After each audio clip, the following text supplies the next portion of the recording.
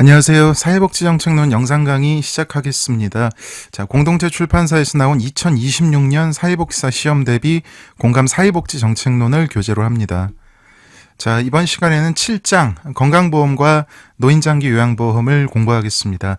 요 두 제도는 이제 둘 다 사회보험이죠. 그리고 일종의 이제 의료보장제도에 속하는 이제 그러한 제도라고 할 수 있습니다.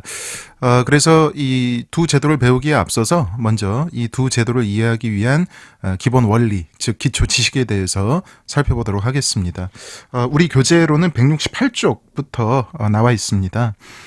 매년 그 출제 분포에 편차는 있습니다만은 최근 7년간 기출 경향을 보면 대략 매년 2문제 정도 나온다. 자, 그렇다면 건강보험에서 한 문제, 장기요양보험에서 한 문제 이렇게 나온다고 생각하시면 되겠습니다. 마찬가지로 이 부분도 법제론하고 시험 범위가 겹치기 때문에 잘 공부해 두시면 법제론과 정책론에서 둘 다 득점하실 수가 있습니다. 자, 교재 170쪽입니다. 먼저 의료보장의 기본 원리에 대해서 배우겠습니다. 진료비 지불제도가 나오는데요. 이제 그 우리나라의 이 진료비 지불제도란 그 170쪽 첫 번째 줄에 정의가 나오죠. 의료 서비스의 공급자가 제공한 진료에 대하여 그 대가를 지불하는 방식을 뜻한다. 간단하게 수가제도라고 부르기도 합니다. 수가란 의료기관이 의료 서비스를 제공하고 이용자와 국민건강보험공단으로부터 받는 금액입니다. 우리나라의 건강보험은 제3자 지불 방식을 택하고 있습니다. 제3자 지불 방식이란 건강보험 가입자나 피부양자의 총 진료비 중에서 본인 부담금만 가입자 또는 피부양자가 부담을 하고 나머지 진료비는 이른바 제3자라고 할 수 있는 건강보험공단이 요양기관, 즉 의료기관에 지불하는 방식이 되겠습니다. 쉽게 말씀드리면 우리가 일반적으로 어떤 물건을 살 때에는 그 물건을 이용하려는 사람이 직접 판매자에게 비용을 지불하고 물건을 구입하죠. 쌍방 간의 거래가 이루어지는데 이 의료보장 내지는 이제 이 의료 서비스에 있어서는 이용한 사람이 비용을 내기보다는 제3자가 이 소위 이제 이용자의 비용을 대신 내주는 것이죠. 이때 이제 우리나라 의료보장에서의 이 제3자라는 것은 국민건강보험공단인 것이죠. 그래서 국민건강보험공단이 의료기관, 건강보험공단은 이 건강보험에서는 이제 의료기관을 요양기관이라고 하죠. 이 요양기관의 의료비를 이제 의료 비용을 지불을 할 때 이제 어떤 방식으로 지불을 하냐에 따라서 그게 이제 행위별수까지가 될 수도 있고 포괄수까지가 될 수도 있는 것이죠. 그래서 이러한 진료비 지불 제도 중에서 이제 시험에 나왔던 게 한 4가지 정도가 있습니다. 우리 화면에 나와 있듯이 이제 가장 많이 나오는 게 이 행위별수까지하고 포괄수까지고요. 그다음에 이제 가끔 가다가 인두제, 총액계약제도 언급이 되기는 합니다. 자, 170쪽에 이제 위에서 한 10번째 줄, 9번째 줄 정도 보시면요. 그 이제 이런 표현이 있죠. 우리나라는 건강보험의 진료비 지불 방식으로서 행위별수까지를 기본으로 하고 포괄수까지를 병행하고 있다. 그래서 이제 가장 중요한 것은 행위별수까지하고 포괄수까지 이 2개가 되겠습니다. 자, 그 다음 줄이요. 또 다른 진료비 지불 제도로는 인두제가 있습니다. 자, 인두제는 뭐다? 의료인이 담당하는 주민의 수에 일정 금액을 곱한 금액을 지불하는 그러한 이제 진료비 지불 제도라고 할 수 있고요. 그 다음에 이제 총액계약제에 대한 정의가 있죠. 보험자와 의사단체 간 의료 서비스 총액을 추계하여 정해진 진료비 총액을 지급하는 진료비 지불제도라고 할 수 있습니다. 총액계약제는 이 진료비 상승 억제 효과가 크다. 이 내용을 꼭 알아두시면 좋겠습니다. 자, 그러면 이제 진료비 지불 제도의 이제 두 갈래라고 할 수 있는 행위별 수가제와 포괄 수가제를 보겠습니다. 행위별 수가제는 이제 우리나라의 이 기본 진료비 지불 방식입니다. 행위별 수가제란 진료에 소요되는 약제 또는 재료비를 별도로 산정하고 의료인이 제공한 진료 행위 하나하나마다 항목별로 가격을 책정하여 진료비를 지급하도록 하는 제도가 되겠습니다. 그래서 여러분들은 이 행위별 수가제의 특성과 단점에 대해서 알아두셔야 되겠습니다. 이것이 이제 시험에 잘 나오기 때문이죠. 행위별수가제에서는 의료진의 진료 행위에 대한 자율성이 확보됩니다. 그래서 이 행위별수가제라는 것은 이 의료인이 의료 서비스를 많이 제공할수록 이제 그에 따라서 진료비도 많이 받을 수 있는 것이죠. 그래서 이 행위별수가제라는 것은 어떻게 보면 이제 시장 논리에 가장 부합합니다. 그래서 이 자본주의 경제 체제의 대부분의 국가에서도 이 행위별수가제가 기본 지불제도로 많이 채택이 되고 있죠. 많이 노력을 한 사람이 그만큼 많이 소위 이제 보상을 받는 것, 이 대가를 이제 받는 것이니까요. 근데 이제 이러한 특성으로 인해서 행위별수까지 하에서 의료 서비스 공급자는 소비자의 의료 서비스 이용을 유인할 가능성이 크죠. 즉, 의사 입장에서는 또는 뭐 약사 입장에서는, 즉 의료 서비스 공급자 입장에서 이 과잉 진료를 유도할 가능성이 크다. 왜냐하면 의료 서비스를 제공한 만큼, 의료 서비스의 행위가 늘어나는 만큼 그만큼 이제 소위 이제 제3자로부터 건강보험공단으로부터 비용을 보전받을 수 있는 양이 늘어나기 때문에 이제 돈을 더 벌기 위해서는 사실은 이제 필요한 내용보다 더 이제 과잉 진료를 유도할 가능성이 있다. 이제 요게 행위별수까지의 한계가 되겠죠. 그리고 이제 170쪽의 밑에서 두 번째 줄을 보시면요. 제공된 모든 의료 행위마다 비용을 청구하고 심사하므로 행위별수까지는 행정 절차가 복잡해서 관리 운영비가 많이 든다. 즉 행정 비용이 많이 든다. 이것도 최근 23회 시험 때 한계로서 시험에서 지적된 적이 있습니다. 자, 그 다음에 이제 171쪽은 이제 포괄수가제입니다. 포괄수가제라는 것은 이제 행위별수가제의 단점을 보완하기 위해서 우리나라에서 이제 보충적으로 병행하고 있는 진료비 지불제도입니다. 영어로는 DRG라고도 하죠. 포괄수가제는 치료 행위마다 진료비를 인정하지 않고 질병군에 따라 미리 정해진 진료비를 지급하는 것입니다. 동일한 질병에 대하여 정액의 진료비, 즉, 이 의료 서비스를 많이 제공하더라도 소위 이제 비용을 보전받을 수 있는 진료비는 질병에 따라서 정해져 있다는 것입니다. 그래서 환자 입장에서는 병원비 예측이 용이해진다라는 것이 장점이죠. 그리고 진료비 청구 심사 대상을 개별 의료 행위가 아닌, 즉 행위별로 따지는 게 아니고 질병 단위로 비용을 따지기 때문에 당국과 의료기관 입장에서는 이 진료비 청구 심사 지불과 관련한 업무량이 줄고 절차가 간소해져서 행정비용이 줄어든다. 요게 이제 장점이죠.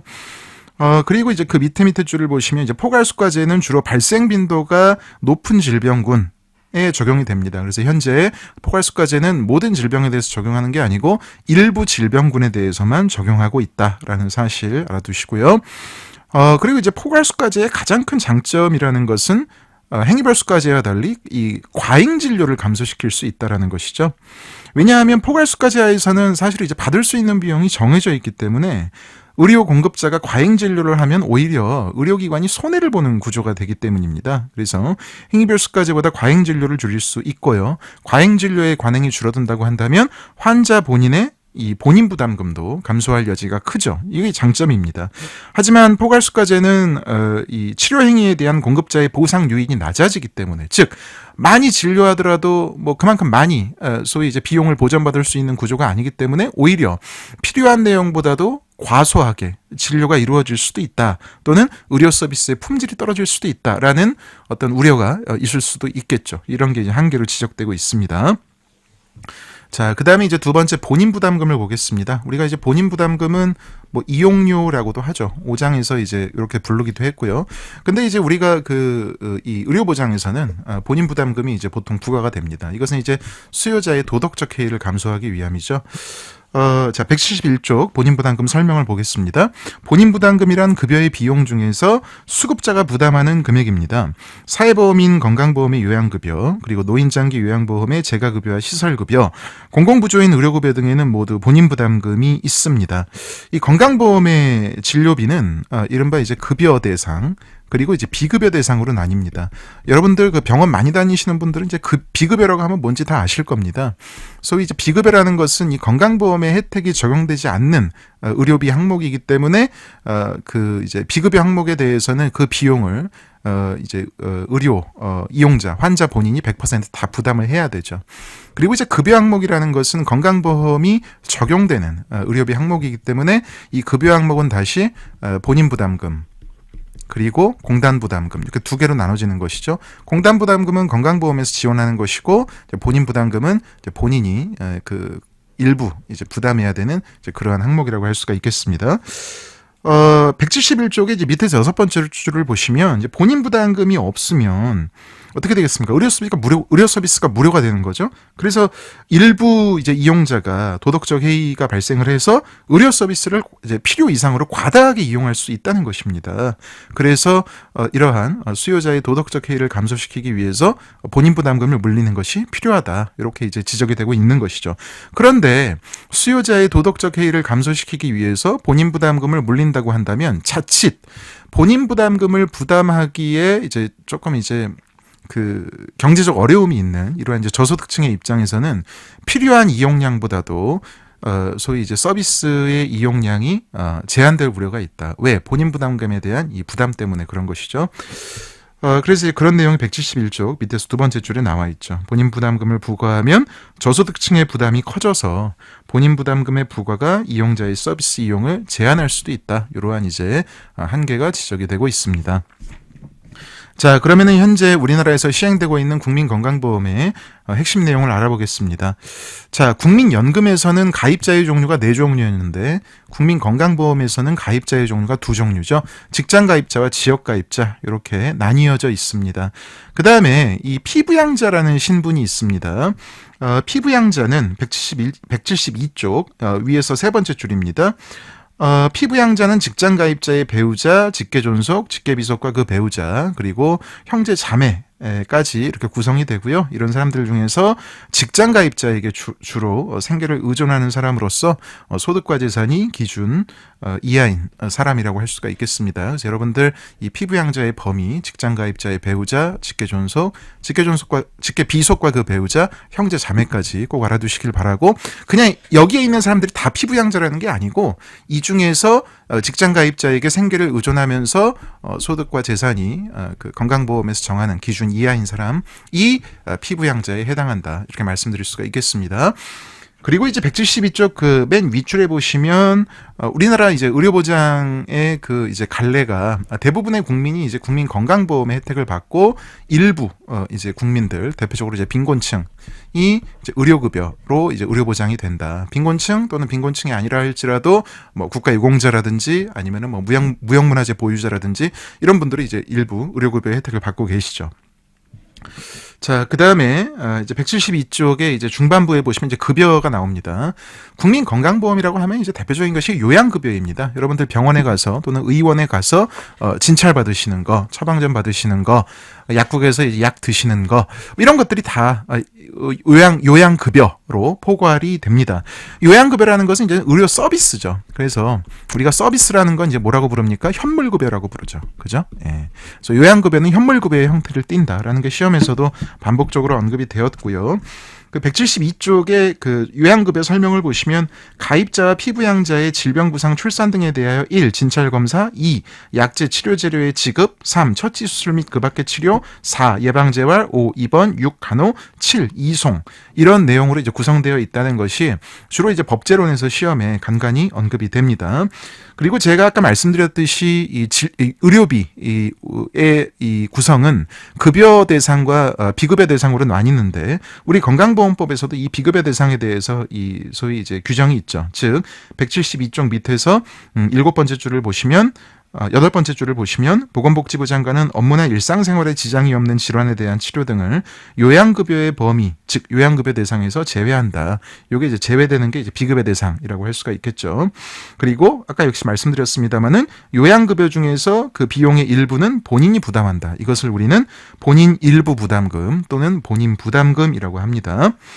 외래 진료의 경우에는 기관의 종류와 소재지 등에 따라 본인 부담금이 달라집니다. 자, 이 외래 진료가 소위 이제 이 상급 의료기관으로 갈수록 이 대개 이제 본인 부담금이 비싸지거든요. 이것은 경증 질환의 경우에는 가급적이면 이제 1차 의료기관, 즉 의원급에서 치료를 받으시고 이 중대 질환의 경우에 주로 이제 종합병원을 찾으시라. 이제 이러한 지침이 이제 반영돼 있는 것이겠죠.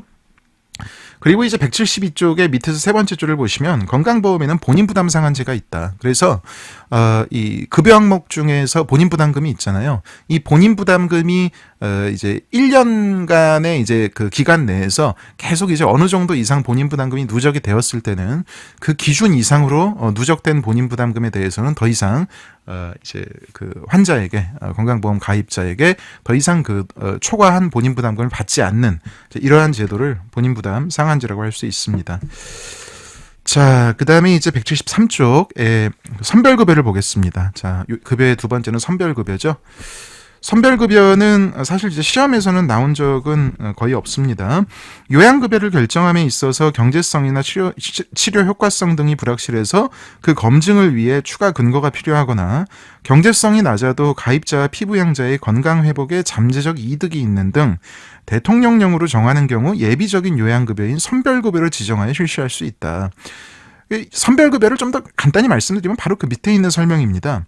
선별급여는 쉽게 얘기해서 요양급여 대상과 비급여 대상의 중간적인 성격의 급여다. 그래서 사실은 이제 건강보험이 비급여보다 급여가 많을수록 소위 이제 그 보장 수준이 높아진다고 우리는 부릅니다. 근데 이제 이 비급여 항목을 비급여 항목을 급여 항목으로 이제 전환을 시키기에 앞서서 그 중간 단계가 이제 선별급여다. 이렇게 보시면 되겠습니다. 자, 그 다음에 이제 요양비가 있습니다. 요양비는 이제 특이하게 현금급여입니다. 그래서 한번 읽어보겠습니다. 가입자나 피부양자가 요양기관, 즉 의료기관이죠. 요양기관을 이용할 수 없거나 요양기관이 없는 경우 등 긴급하거나 그 밖에 부득이한 사유로 요양기관과 비슷한 기능을 하는 기관에서 질병부상, 출산 등에 대하여 요양을 받거나 요양기관이 아닌 장소에서 출산한 경우에 건강보험공단이 그 요양급여에 상당하는 현금 금액을 가입자나 피부양자에게 요양비를 지급하는 것, 이것이 요양비가 되겠습니다. 그래서 이제 건강보험에서 현물급여다 이러면 대표적으로 요양급여를 선택하시면 되고요. 건강보험에서 요양비, 이거는 이제 현금급여다 이렇게 이해하시면 되겠습니다. 그리고 이제 부가급여라는 게 있는데 건강보험법에서는 이 부가급여의 종류로서 임신, 출산, 진료비, 장제비, 상병수당, 그 밖의 급여 이렇게 규정하고 있는데 지금 영상 강의를 녹화하고 있는 2025년 기준으로 현재 시행되고 있는 부가급여는 임신, 출산, 진료비가 유일하고요. 상병수당의 경우에는 일부 지역에서만 시범사업으로 진행되고 있다는 거 말씀을 드립니다. 자, 교재 174쪽으로 넘어가면요. 또 이제 건강보험의 급여 중에서 장애인에 대한 특례가 있습니다. 그래서 장애인복지법에 따라 등록한 장애인 가입자 및 피부양자에게는 이 장애인 보조기기에 대하여 보험급여를 할 수가 있습니다. 자, 그 다음에 이제 또 건강검진이라는 게 있습니다. 건강검진도 당연히 서비스니까 현물급여가 되겠죠. 가입자, 피부양자에 대해서 건강검진을 실시하고요. 건강검진의 종류에는 일반 건강검진, 암검진, 영유아 건강검진이 있습니다. 자, 그리고 전달체계로 넘어가겠습니다. 전달체계로는 이제 보건복지부, 국민건강보험공단, 건강보험심사평가원, 요양기관 등이 있습니다. 보건복지부가 이제 건강보험 사업을 주관을 하고요. 그 다음에 이제 국민건강보험공단으로 넘어가시면 이 국민건강보험의 보험자가 국민건강보험공단이다. 여러분들 그래서 요게 시험에 한번 나왔죠. 보험 2번 나왔네요. 13회하고 19회 때 2번 나왔고요. 보험자라는 것은 이제 보험을 운영하는 주체라고 할 수가 있고 이 보험으로부터 이제 보호받는 사람이 이제 피보험자인 것이죠. 그리고 이제 그 밑에 보시면은 이제 건강보험공단의 간략한 역사가 다시 한번 반복이 되죠. 우리가 이미 2장에서 배웠습니다만은 과거의 의료보험은 조합주의로 운영이 되었지만 90년대 말에 2차에 걸친 통합을 거쳐서 현재는 통합주의로 이 건강보험이 운영되고 있다라는 거 설명이 나와 있습니다. 그리고 이제 건강보험 심사평가원이 있습니다. 우리가 이제 이 건강보험이라는 것은 제3자 지불 방식이기 때문에 소위 뭡니까? 그 의료비를 이용자 본인이 전부 내는 게 아니고 건강보험이나 제3자가 대신 비용을 지불하는 것이거든요.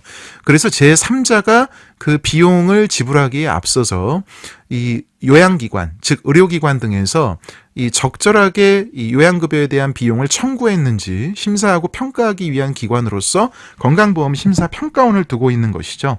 그래서 건강보험 심사평가원의 두 가지 핵심 기능은 외우셔야 됩니다. 174쪽 맨 밑에 두 번째 줄 나와 있죠. 첫 번째, 요양급여 비용을 심사한다. 그 다음 두 번째, 요양급여의 적정성을 평가한다. 요거를 꼭 알아두시기 바라겠습니다. 그리고 이제 우리가 건강보험에서 요양급여를 실시하는 기관을 요양기관이라고 부릅니다. 그래서 요양기관으로는 175쪽 두 번째 줄을 보시면 의료기관, 약국, 한국희귀필수의약품센터, 보건소, 보건의료원, 보건지소, 보건진료소 등이 있습니다. 자, 건강보험의 마지막은 재원입니다. 우리가 지금 보시면은 크게 보면 정책 대상, 급여, 전달 체계, 재원 이런 순으로 공부하고 있죠. 이게 무슨 순서입니까? 우리가 5장에서 배웠던 그 산물 분석의 4가지 차원이죠. 그래서 정책의 분석을 우리 지금 길버트와 테렐의 4가지 그 이제 산물 분석의 차원으로 이렇게 나눠서 보고 있습니다. 자, 이게 이제 건강보험은 사회보험이니까 재원은 보험료겠죠. 근데 이때 이 건강보험료가 직장가입자와 지역가입자에 따라서 그 산정 방식이 각각 다르다라는 거 말씀을 드립니다. 직장가입자의 월별 보험료액은 보수월액 보험료 그리고 보수 외의 소득월액 보험료를 바탕으로 해서 이제 보험료를 산정을 합니다. 보수월액 보험료는 이제 쉽게 얘기하면 근로소득입니다. 그래서 직장가입자가 지급받는 보수를 기준으로 하여 산정한 보수월액의 보험료율을 적용해서 얻은 금액이 보수월액 보험료가 되겠습니다. 자, 그 다음에 보수외 소득월액 보험료라는 것은 이제 이런 거죠. 직장인들이 소위 이제 월급 받는 거 말고 별도의 소득이 있을 수도 있습니다. 예를 들어 대표적으로 임대소득 같은 게 있죠. 또 직장인이 예를 들어서 뭐 같이 뭐 장사를 한다. 그러면 이제 뭐 사업소득이 있겠죠. 그래서 이런 그 보수 말고 보수 외의 소득에 대해서도 건강보험료를 뗀다는 겁니다. 근데 이제 이게 보수외의 소득월액에 대해서 전부 떼는 건 아니고 보수외의 소득월액이 2025년 기준으로 연간 2천만 원을 초과할 경우에 이제 그 보수외의 소득월액에 대해서도 건강보험료를 뗀다는 것이죠. 그래서 보수외의 소득월액 보험료는 직장가입자의 보수외의 소득이 대통령령에서 정한 금액 요게 이제 지금 현재 기준으로는 이제 연간 2천만 원인데요. 이것을 초과하는 경우 산정한 보수외의 소득 월액에 대해서도 보험료율을 곱하여 얻은 금액을 보수외 소득월액 보험료로 하고 있습니다. 그 다음에 이제 175쪽에 이제 지역가입자의 보험료 산정을 보시면요. 우리가 이제 직장가입자의 보험료를 산정할 때 재산이라는 거는 이제 나오지 않습니다. 주로 이제 소득의 보험료를 이제 매기죠. 그런데 지역가입자의 경우에는 소득에 대해서도 그리고 재산에 대해서도 보험료를 이제 산정을 한다. 그래서 소득과 재산에 따라서 산정한 금액을 합산한 금액으로 이제 보험료를 매기고요. 이때 보험료액은 개인 단위가 아니고 세대 단위로 매긴다는 거 기억해 주시기 바라겠습니다. 그리고 이제 보험료의 징수는 국민건강보험공단이 한다는 거 나와 있고요. 그다음에 이제 보험료의 경감이 이루어진다라는 거, 일부 대상에 대해서 보험료의 경감이 이루어진다는 거 나와 있고 176쪽으로 넘어가시면 그 이제 보험료의 부담이 있죠. 그래서 일단 직장가입자의 보수월액 보험료는 직장가입자와 사업주가 각각의 보험료에게 50%씩 부담한다는 거 나와 있습니다. 그 다음에 직장가입자가 공무원이면 직장가입자가 보험료에게 50%, 공무원이 소속되어 있는 국가 또는 지방자치단체가 보험료에게 50%를 각각 부담하고요. 그 다음에 이제 특이한 게 그 사립학교에 근무하는 교원, 여러분 사립학교에 근무하는 교직원이 아니고 사립학교에 근무하는 교원, 직원은 빠져 있습니다. 요거 기억하시고요. 사립학교에 근무하는 교원이면 가입자가 건강보험료의 50%를 부담하고 그다음에 사용자가 30%, 국가가 20%를 나눠서 그 보험료를 부담한다는 거 꼭 알아두시기 바라겠습니다. 자, 그리고 제가 그 하나 설명을 빼먹었는데, 자, 175쪽으로 다시 돌아가시면 이 건강보험료의 상한 및 하한이 있습니다. 우리가 국민연금 공부할 때도 국민연금의 기준소득 월액의 상한 및 하한이 있다 이런 그 내용을 배웠는데요.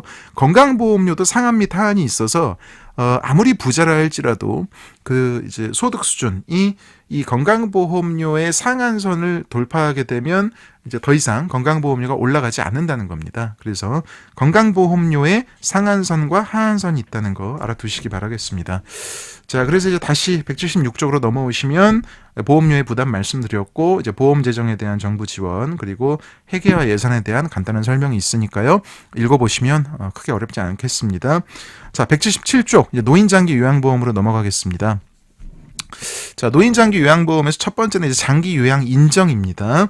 소위 말해서 이제 노인장기 요양보험의 혜택을 받을 대상을 이제 결정하는 과정을 장기 요양 인정이라고 부릅니다.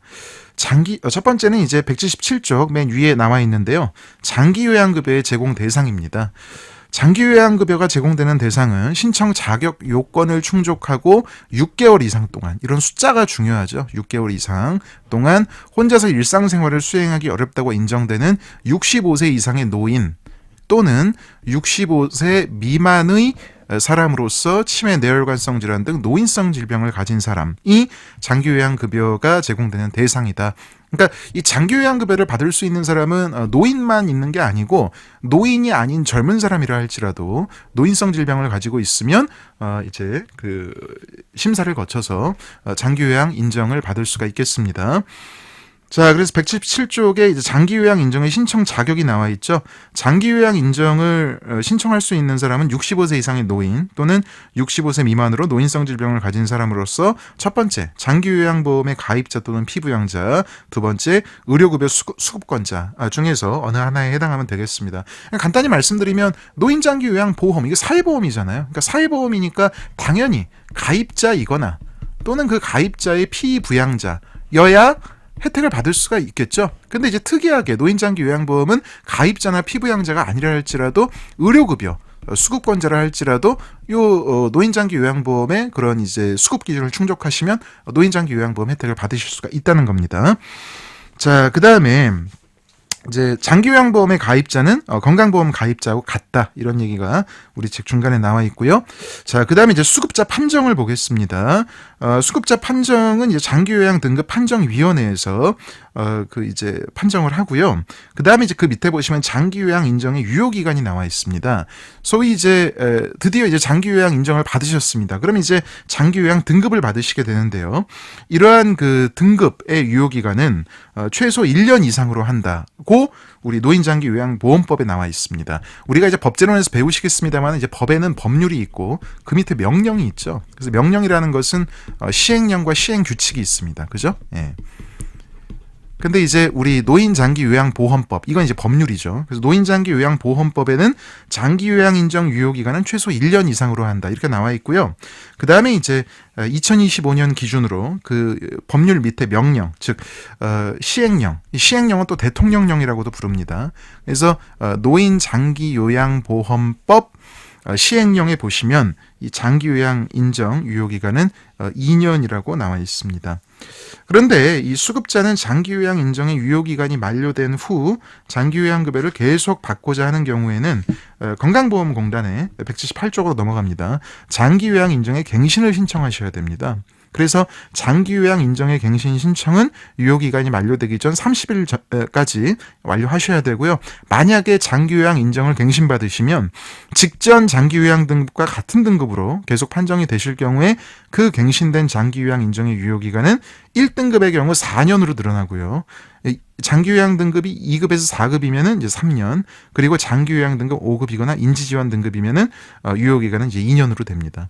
그래서 우리가 이제 장기요양 등급의 경우에는 1등급을 받으시는 어르신들이 가장 이제 지금 현재 그 어떻게 보면 이제 수행 능력 내지는 기능이 가장 떨어지시는 분들이고요. 5등급이 이제 가장 경한, 그리고 이제 인지지원 등급은 이제 신체적으로는 뭐 크게 이제 어려움은 적으신데 치매가 있으신 이제 그런 분들이 인지지원 등급을 받으십니다. 자, 그 다음에 이제 우리가 이제 178쪽에 급여를 보죠. 장기요양급여의 종류는 크게 세 가지가 있습니다. 재가급여, 시설급여, 그 다음에 특별현금급여, 이렇게 세 가지가 있고요. 그 노인장기요양보험법에 보면 이제 중요한 원칙으로서 장기요양급여는 시설급여보다 재가급여를 우선적으로 제공하여야 한다, 이런 원칙이 있습니다. 이건 외우셔야 되고요. 재가급여의 종류, 다시요. 재가급여의 종류가 아니고 이 재가급여의 내용, 즉 재가급여에는 방문요양, 방문목욕, 방문간호, 주야간보호, 단기보호, 기타 재가급여가 있다는 거, 요거 이제 외워두셔야 되겠습니다. 시험에 한 3번 정도 나왔죠. 그리고 이제 단기보호의 급여 기간은 월 9일 이내를 원칙으로 하되 특별한 사유가 있는 경우에는 연장하여 이용할 수 있다. 요게 이제 가장 최근에 23회 때 한번 시험에 나온 적이 있습니다. 그리고 이제 시설급여는 이제 요양원, 노인 요양시설이라고 하죠. 그 노인 요양원에 입소하셔가지고 이제 그 생활하시면서 프로그램도 하시고 이제 그 소위 이제 지내시는 이제 그러한 급여라고 할 수가 있고요. 그다음에 이제 특별현금급여가 이제 세 종류가 있습니다. 가족 요양비, 특례 요양비, 요양병원 간병비가 있는데 현재 이제 시행되고 있는 그 특별현금급여는 가족 요양비가 있습니다. 그래서 이건 한번 읽어보시면 되고요. 자, 그다음에 이제 장기 요양급여는 중복수급이 원칙적으로는 금지되어 있습니다. 그래서 뭐 재가급여와 시설급여를 동시에 받으신다, 그게 안 된다는 겁니다. 다만 예외가 있는데 가족 요양비 수급자 중에서 기타 재가급여를 받는 경우에는 이러한 중복 수급 금지에서 제외한다라는 거 나와 있습니다. 자, 그리고 이제 제가 요 수업 처음에 말씀드렸듯이 노인장기 요양보험도 이제 본인 부담금 제도가 있죠. 이 본인 부담금이라는 게 그래도 최소한의 금액으로 있어야 아무래도 이제 사회보험회사의 도덕적 해이를 막을 수가 있다라는 것을 말씀을 드린 바가 있습니다. 그래서 179쪽을 보시면 이 급여 종류별로 본인 부담률이 다른데요. 재가급여를 받으시는 분들은 이제 전체 비용의 15%, 그리고 시설급여는 비용의 20%가 본인 부담률로 현재 적용이 되고 있습니다. 자, 그리고 노인장기 요양보험의 전달 체계를 보면요, 이제 이 그 장기 요양보험 사업을 주관하는 이제 대상은 보건복지부 장관이 되겠고요. 그 다음에 이 장기 요양 보험료율이나 뭐 재가급여, 시설급여 비용 등 각종 요 사업과 관련된 내용을 심의하기 위해서 보건복지부 장관 소속으로 장기요양위원회를 두고 있습니다. 그리고 이제 국민건강보험공단이 나오는데요. 장기요양보험 사업의 보험자는 국민건강보험공단으로 합니다. 그러니까 이 국민건강보험공단은 건강보험의 보험자이기도 하고 노인장기 요양보험의 보험자이기도 합니다. 자, 그 다음에 이제 장기요양기관이 있죠. 장기요양기관이란 이제 시군구청장으로부터 지정을 받아서 장기요양급여를 제공하는 기관이 되겠습니다. 그래서 장기요양기관으로 지정받을 수 있는 시설이 두 개가 있는데, 이 노인복지법 기준으로 노인복지법상 노인의료복지시설, 그리고 재가노인복지시설이 되겠습니다. 그래서 노인의료복지시설에서는 주로 이제 시설급여를 제공할 것이고, 재가노인복지시설에서는 재가급여를 제공하겠죠. 그리고 이제 참고로, 우리가 이제 이거는 이제 법제론에서 다시 한번 배우시겠습니다만은, 노인 의료복지시설은 노인복지법상 노인 요양시설, 그리고 노인 요양 공동생활 가정으로 나뉘는데, 이제 입소 정원이 노인 요양시설은 10명 이상, 그리고 노인 요양 공동생활 가정은 입소 정원이 5명 이상, 9명 이하다. 여기 이제 시험에 한번 나온 적이 있습니다. 자, 그 다음에 재원을 보겠습니다. 180쪽에 이제 밑에 있는데요. 장기요양보험도 사회보험이다 보니까 주요한 재원은 이제 보험료가 되겠습니다. 그래서 장기요양 사업은 장기요양보험료를 주된 재원으로 하고요. 그 다음에 이제 의료급여 수급자도 노인장기요양보험의 혜택을 받을 수가 있다고 말씀을 드렸잖아요. 그래서 의료급여 수급자가 노인장기요양보험의 대상이 될 때에는, 이때는 이제 보험료를 재원으로 하는 게 아니고 국가와 지방자치단체의 부담금을 재원으로 한다는 거 알아두시기 바라겠습니다. 자, 181쪽으로 갑니다. 장기요양보험료에 대한 내용이 나오는데요. 여러분 이제 중요한 게 바로 181쪽의 첫 번째 줄부터 네 번째 줄까지입니다. 요게 세트로 알아두셔야 되는데, 첫 번째, 장기요양보험료는 건강보험료와 통합하여 징수한다. 그 다음 두 번째, 건강보험공단은 장기요양보험료와 건강보험료를 각각 구분하여 고지한다. 그 다음 세 번째, 통합징수한 장기요양보험료와 건강보험료는 각각의 독립회계로 관리해야 된다. 요거를 꼭 외워주시길 바라겠습니다. 그리고 이제 마지막으로 보험료를 어떻게 산정하냐. 장기요양보험료는 건강보험료율 대비 장기요양보험료의 비율을 곱해서 산정한 금액으로 합니다. 그래서 이를 수식으로 나타내면 그 분홍색 박스에 제가 이제 기록한 바와 같습니다. 뭐 시험에 뭐 거의 나오지는 않았습니다, 아직은. 그래서 뭐 참고로 한번 읽어보시면 되겠습니다. 그래서 장기요양보험은 이 정도로 이제 마무리를 하겠습니다. 자, 여러분들 이제 늘 말씀드립니다만은 이 사회복지 정책론 내용이 좀 많은 편입니다. 그래서 여러분들 매일매일 복습하지 않으시면 사실 공부하고 나서 뒤돌아서면 잊어버리게 돼 있습니다. 그리고 얼마나 공부한 게 아깝습니까? 그래서 짧은 시간이라도 좋으니 매일매일 꼭 복습을 하시는 것이 필요합니다. 고통스러우시더라도 꼭 복습을 하기를 강조를 드리고요. 자, 우리는 8장에서 또 뵙도록 하겠습니다. 자, 수고 많으셨습니다.